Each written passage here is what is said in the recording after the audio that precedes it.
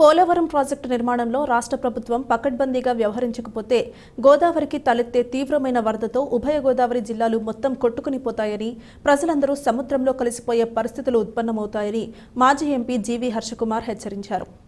స్థానిక రాజీవ్ గాంధీ విద్యాసంస్థల ఆవరణలో గురువారం జరిగిన మీడియా సమావేశంలో హర్షకుమార్ మాట్లాడుతూ అసలు డయాఫ్రమ్ వాల్ కొట్టుకునిపోవడానికి, నిర్మాణంలో లోపాలు, గైడ్ బండ్ కుంగిపోవడానికి కారకులు నిర్మాణ సంస్థలా లేక ప్రభుత్వ వైఫల్యమా అన్నది తేల్చాలని డిమాండ్ చేశారు.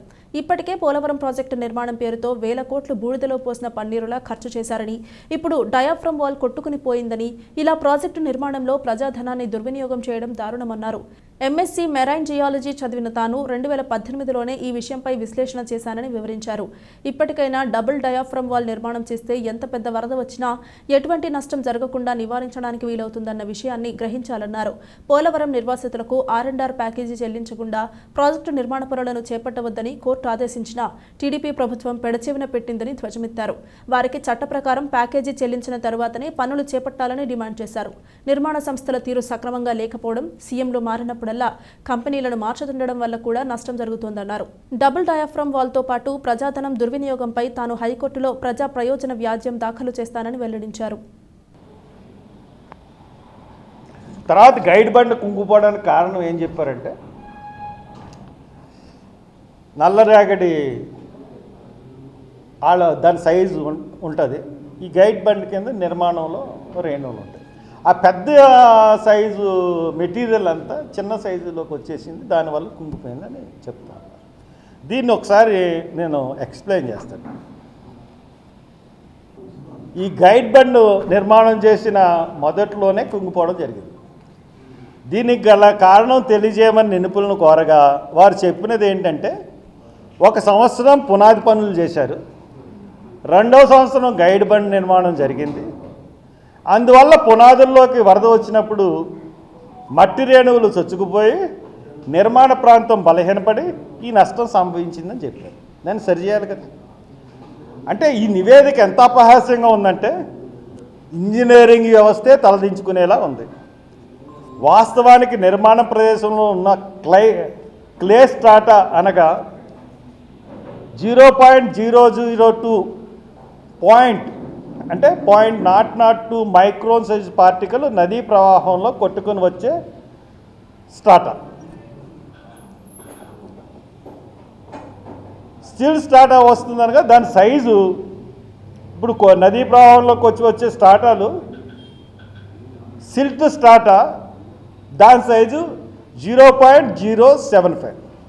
0.002 ఎక్కడ, 0.075 ఎక్కడ అంటే 0.75 పార్టికల్స్ ఈ కంటికి కనిపించని 0.02లోకి వెళ్ళిపోయినాయి అంటారు.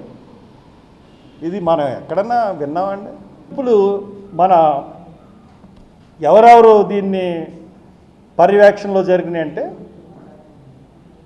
PPA Polavaram project authority, CWC central water commission,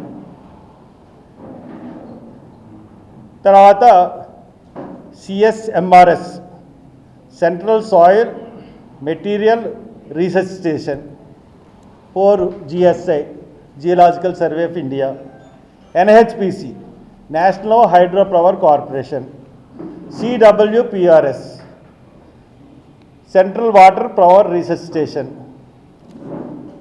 DDRP dam design revenue panel, IIT Indian institute of technology, తర్వాత ఎక్స్పర్ట్ కమిటీ.